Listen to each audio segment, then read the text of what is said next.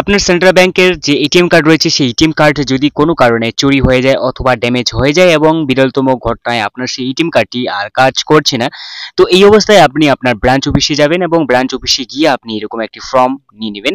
এরপর আপনার যে ব্রাঞ্চ অফিস নাম রয়েছে, তো আপনার ব্রাঞ্চের এখানে নাম আপনি টাইপ করবেন। এরপর আপনাকে এখানে কিছু টাইপ করতে হবে না, মানে লিখতে হবে না, ঠিক আছে? তো এরপর আপনার যে নাম থাকবে ফার্স্ট নেম, মিডল নেম এবং সারনেম আপনি এখানে বসিয়ে দেবেন। এরপর আপনার যে কার্ডটা থাকবে এটিএম কার্ড, আপনার এটিএম কার্ডের মধ্যে আপনি কি নামটি রাখতে চাইবেন, যেটা রয়েছে নাম টু বি এম্বারসেড অন কার্ড, ঠিক আছে? এখানে আপনি বসিয়ে দেবেন।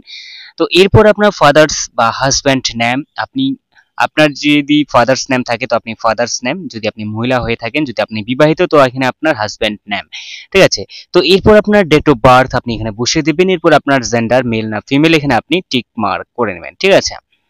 তো এরপর আপনার যে ডিটেলস অফ এক্সচেঞ্জ কার্ডস যেটা রয়েছে, যে আপনার যে কার্ডস রয়েছে এটিএম কার্ডটি যে ছিল সেই এটিএম কার্ডের যে নেম অফ ব্যাংক, মানে কোন ব্যাংকের এখানে, এরপর টাইপ অফ কার্ড মানে কি কার্ড ছিল, এরপর কার্ড নাম্বার, ঠিক আছে? যদি থাকে মনে, তো যদি না থাকে তাহলে করার কিছু নেই, তো এটা আপনি ফাঁকা রেখে দিবেন। এরপর মেলিং অ্যাড্রেস, আপনার যে যেটা রয়েছে প্রেজেন্ট অ্যাড্রেস, আপনি কাজের সূত্রে যে অ্যাড্রেসে রয়েছেন সেই অ্যাড্রেসে আপনি দিতে পারেন যদি আপনি সেখানে সেই কার্ডটি নিতে চান, তো ঠিক আছে? তো এরপর এখানে আপনার প্রেজেন্ট অ্যাড্রেস আপনি বসিয়ে দিবেন, আপনার যে প্রেজেন্ট অ্যাড্রেস কি রয়েছে সেটা। তো এরপর আপনার যে ফোন নাম্বার থাকবে তো আপনি আপনার ফোন নাম্বার অবশ্যই বসিয়ে দিবেন, ঠিক আছে? মোবাইল নাম্বার, অফিস অথবা রেসিডেন্স, ঠিক আছে? তো এখানে আপনি বসিয়ে দেবেন আপনার ফোন নাম্বার। এরপর আপনার ইমেল আপনাকে এখানে বসিয়ে দিতে হবে, ঠিক আছে? আপনার ইমেল এখানে আপনি লিখে নেবেন, ঠিক আছে?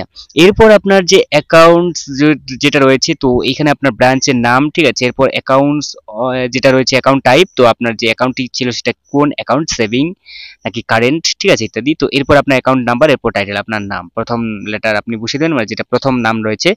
তো এরপর আপনাকে কিছুই করতে হবে না, জাস্ট আপনাকে সিগনেচার করতে হবে, যেটা হচ্ছে অ্যাপ্লিকান্ট সিগনেচার। তো আপনার যে সিগনেচার থাকবে সেই সিগনেচার বসিয়ে দেওয়ার পর এরপর আপনার যে অ্যাকাউন্ট বই থাকবে সেই বইয়ের জেরক্স কপি বা আধার যেটা রয়েছে আধার কার্ডের জেরক্সও আপনি তার সাথে অ্যাটাচ করে দিতে পারেন। এরপর দেওয়ার পর আপনার ফর্মটি টাইপ মানে লিখে নেওয়ার পর এরকম থাকবে, তারপর আপনি জমা দেবেন আপনার ব্রাঞ্চ অফিসে গিয়ে ম্যানেজারের কাছে।